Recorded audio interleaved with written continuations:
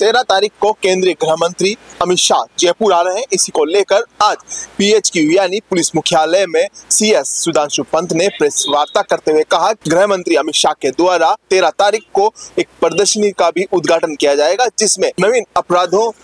जो कानून है उसमें बदलाव किए गए हैं, उसको लेकर ये प्रदर्शनी की जाएगी, जिसका उद्घाटन अमित शाह करेंगे और ये प्रदर्शनी 13 से 18 तारीख तक चलेगी। वहीं इसके बाद वो स्कूली विद्यार्थियों और आम जन को भी संबोधित करेंगे। इस दौरान सुधांशु पंत ने PC करते हुए और क्या कुछ कहा, सुनिए। कि नए आपराधिक कानूनों के संबंध में राजस्थान सरकार द्वारा 13 अक्टूबर से एक प्रदर्शनी प्रारंभ की जा रही है, जिसका शुभारंभ माननीय केंद्रीय गृह एवं सहकारिता मंत्री श्री अमित शाह जी के द्वारा किया जाएगा। इस प्रदर्शनी का उद्देश्य ज़्यादा से ज़्यादा लोगों तक नए आपराधिक कानूनों की जो विशेषताएं हैं उनके बारे में लोगों तक इस बात को पहुंचाना है कि किस प्रकार से जो औपनिवेशिक कानून थे, जिनसे हम लगातार लंबे समय तक जो चलते रहे, उनको किस प्रकार से गत वर्ष बदलकर 5 वर्ष से अधिक इस संबंध में केंद्रीय सरकार द्वारा विभिन्न स्तरों पर लंबी चर्चा और काफ़ी इस संबंध में शोध अध्ययन करने के उपरांत इनको लागू किया गया। उनमें क्या विशेषताएं हैं, किस तरह से ये नागरिक केंद्रित हैं, किस तरह से ये पीड़ित केंद्रित हैं, किस तरह से इसमें टेक्नोलॉजी को बढ़ावा दिया गया है, किस तरह से इसमें ऐसे प्रावधान लाए गए हैं कि पुलिस और जो अन्य विभाग संबंधित हैं आपराधिक न्याय प्रणाली में, उसमें पारदर्शिता ज़्यादा आए। उन सबको किस तरह से इन नए कानूनों में समावेश किया गया है, किस तरह से यह सुनिश्चित किया गया है कि न्याय प्रणाली में तेजी आए। कई स्थानों में समय सीमाएं निर्धारित की गई हैं, जिससे कि न्याय मिलने में लोगों को देरी ना हो, और साथ ही साथ महिलाओं और बच्चों की सुरक्षा को प्राथमिकता देते हुए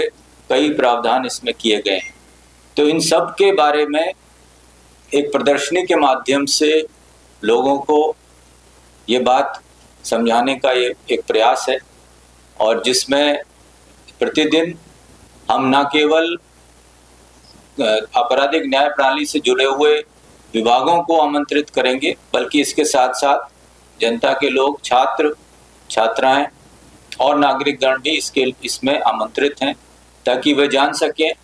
कि किस प्रकार से सरकार द्वारा उनकी सुविधा के लिए, न्याय को और गति प्रदान करने के लिए क्या क्या नए इसमें प्रावधान लाए गए हैं, उनकी जानकारी जन जन तक पहुंच सके। मैं इस अवसर पर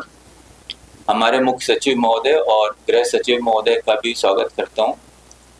और वो भी इस संबंध में आपको अवगत कराएंगे कि इस उद्घाटन समारोह में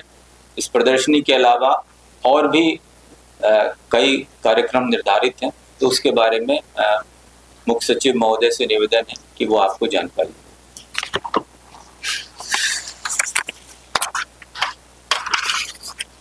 नमस्कार। जैसा DGP साहब ने बताया प्रदर्शनी के बारे में, ये जब से नया कानून लागू हुए हैं उसके बाद से देश के विभिन्न भागों में प्रदर्शनियां हो रही हैं। कुछ समय पहले दिल्ली में हुई थी और अब राजस्थान में कर रहे हैं, और मूल उद्देश्य यही है कि 100-150 साल बाद आपराधिक कानूनों में परिवर्तन हुआ है, बहुत बड़े परिवर्तन हुए, दंड से न्याय की तरफ हम लोग अग्रसर हुए हैं। जैसा प्रधानमंत्री जी ने कहा था, जनता द्वारा जनता के लिए की भावना से ये कानून है, तो हर वर्ग को कानूनों की अच्छी जानकारी मिले। आपने एक सैंपल देखा फिल्म में, किस तरह से वहाँ डेमो होंगे। प्रदर्शनी बहुत अच्छी बनी है, अलग अलग ब्लॉक्स में है, हर ब्लॉक एक अलग हिस्से को दर्शाएगा। और जब आप देखेंगे तो यहाँ आपका सस्पेंस खराब नहीं करेंगे, आपको महसूस होगा। प्रदर्शनी के बाद एक बड़ी सभा है, और क्योंकि माननीय गृह मंत्री जी आ रहे हैं तो मुख्यमंत्री जी की मंशा थी कि इस अवसर पर ये एग्जीबिशन के उद्घाटन और सभा के साथ साथ राज्य सरकार के अन्य कुछ प्रोजेक्ट्स का भी उनसे लोकार्पण, शिलान्यास या उद्घाटन करवा लें। तो इसमें सबसे प्रथम जो rising Rajasthan global investment summit जो पिछले साल दिसंबर में हुआ था, उसमें जैसा आपको विदित है 35 लाख करोड़ से अधिक के MOUs हुए थे और करीब 7 लाख करोड़ के जो प्रोजेक्ट्स हैं उनका ग्राउंडिंग हो चुका है, मतलब मौके पे उन पे काम शुरू हो चुका है। अभी 1 साल भी पूरा नहीं हुआ और 20% MOUs का ग्राउंडिंग हो चुकी है, जो कि अभी तक जितने भी इन्वेस्टमेंट समिट्स पूरे देश में हुए हैं उसके हिसाब से बहुत अच्छा रिकॉर्ड है। तो इस कार्यक्रम में प्रस्तावित है कि 4 लाख करोड़ के MOUs की ग्राउंडिंग का एक तरह से गृह मंत्री जी और मुख्यमंत्री जी के कर कमलों से उनकी ग्राउंड ब्रेकिंग एक डिजिटल रूप में कराई जाए। इसी तरह जो राज्य सरकार के विभिन्न योजनाएं हैं विभिन्न विभागों की, उनमें करीब 8,000 करोड़ रुपए की परियोजनाओं का लोकार्पण एवं शिलान्यास का कार्यक्रम भी प्रस्तावित है। हमारे स्कूल के विद्यार्थियों को स्कूल यूनिफॉर्म के पेटे करीब 47,000 विद्यार्थियों को 260 करोड़ रुपए उनके DBT से उनके खाते में ट्रांसफ़र करेंगे, वो भी इसी कार्यक्रम के दौरान प्रस्तावित है। जो हमारे दुग्ध उत्पादक हैं उनके दूध सब्सिडी के पेटे 364 करोड़ राशि DBT के माध्यम से उनके खातों में जाएगी और 150 यूनिट मुफ्त बिजली की जो सरकार की बजट घोषणा थी उसके भी रजिस्ट्रेशन का प्रारंभ किया जाना प्रस्तावित है इसी कार्यक्रम में। और विकसित राजस्थान 2047 जो विजन डॉक्यूमेंट बना है, विकसित भारत 2047 जो प्रधानमंत्री जी की का विजन है, उसके आधार पर अलग अलग राज्यों ने, अभी तक कुछ राज्यों ने अपना डॉक्यूमेंट तैयार किया है, तो राजस्थान का भी डॉक्यूमेंट तैयार है। तो उसका विमोचन और लॉन्च भी इस कार्यक्रम में प्रस्तावित है।